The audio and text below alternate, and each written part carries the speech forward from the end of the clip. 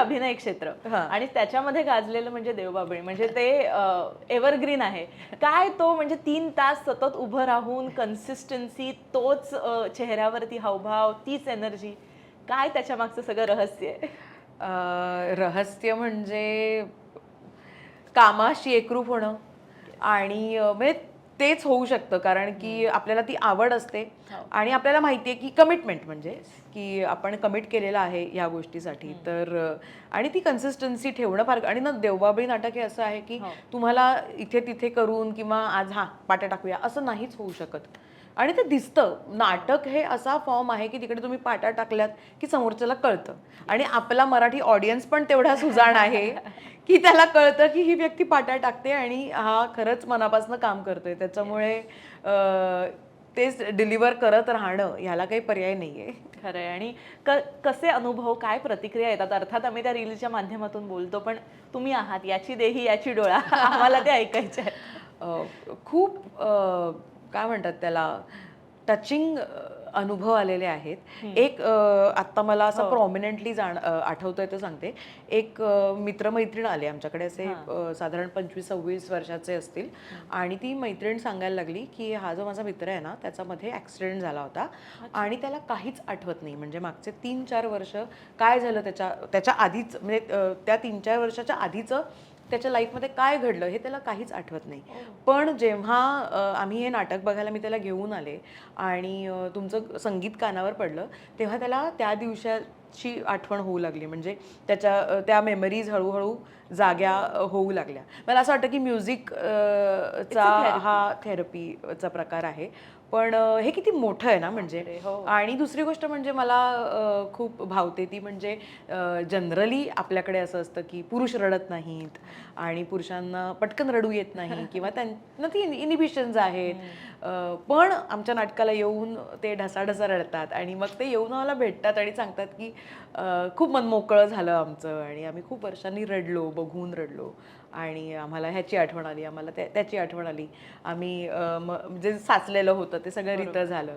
तर मला असं वाटतं की कलाकृती ही फक्त मनोरंजनापुरती न राहता आपल्या आयुष्याला कुठेतरी त्याचा टच होतीये, हे खूप पॉवरफुल आहे ही गोष्ट. खरं. आणि परेश रावल यांचा सुद्धा आपण गप्पांमध्ये तुम्ही उल्लेख केला होता, ते काय आहे? आम्ही त्यांचे खूप ऋणी आहोत, परेश सरांचे.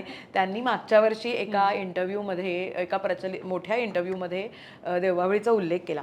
खरं तर त्यांनी ना आमचं नाटक पॅन्डेमिकच्या आधी पाहिलं होतं, 2017 का 18 मध्येच पाहिलं होतं. ते पाहिल्यानंतर ते ज्यांना ज्यांना भेटायचे, जिथे जिथे जायचे, जिथे जिथे नाटक ह्या पद्धतीचा उल्लेख व्हायचा, तिकडे तिकडे ते देवबाभळीबद्दल बोलायचे. आणि तसंच ते ह्या प्लॅटफॉर्मवरती बोलले. नुसतं देवबाभळीबद्दल नाही तर पूर्ण मराठी रंगभूमीबद्दल ते खूप गौरवोद्गार काढले त्यांनी.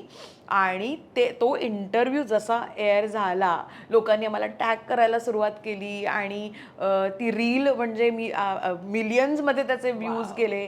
आणि त्याचं हे म्हणजे रिपरकेशन्स म्हणजे आमचे प्रयोग 20-20 दिवस आधी हाऊसफुल होतात.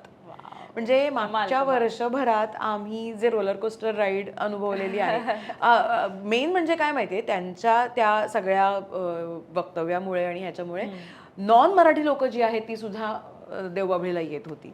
आणि बुक माय शोवरचा जो मराठीएतर जो प्रेक्षक आहे तो सुद्धा क्युरिओसिटीनी मराठी नाटक बघायला येऊ लागला आणि देवबाभळी बघायला यायला लागला. आणि आम्हाला भेटायचे की आम्हाला मराठी कळत नाही, पण आम्हाला एक हे कळलेलं आहे वन लाईन आणि आम्हाला ती बघायची होती आणि आम्हाला खूप आवडलं आणि रिपीट ऑडियन्स आहे आणि तो सगळा. आणि जसं तुम्ही म्हणालात की त्या संगीताचा उल्लेख आहे आणि संगीत किंवा ही जी कलाकृती आहे, कला आहे, त्याला भाषेचं, प्रांताचं कसलंच बंधन नसतं किंवा मर्यादा नसते. ॲब्सोल्युटली. ती इकडनं साधलेला तो संवाद येतो तिथपर्यंत पोहोचतो. आणि मला असं वाटतं खूप कमाल. आणि तुम्ही सांगताय पण ॲज अ मराठी नाटकप्रेमी किंवा ऑडियन्स मलाच खूप असं भरून आल्यासारखं आणि अभिमानास्पद वाटतंय. आणि ही पण एक खऱ्या अर्थानं खूप मोठी गोष्ट आहे मला. Absolutely, absolutely. आता संगीताचा उल्लेख केला, नाटक इतकं सुंदर आहे, त्यातल्या काही 2 ओळी. हो हो, नक्कीच नक्कीच. कळो आले राया देवा तुझे खेळ, कळो आले राया देवा तुझे खेळ, वातीमध्ये पीळ आत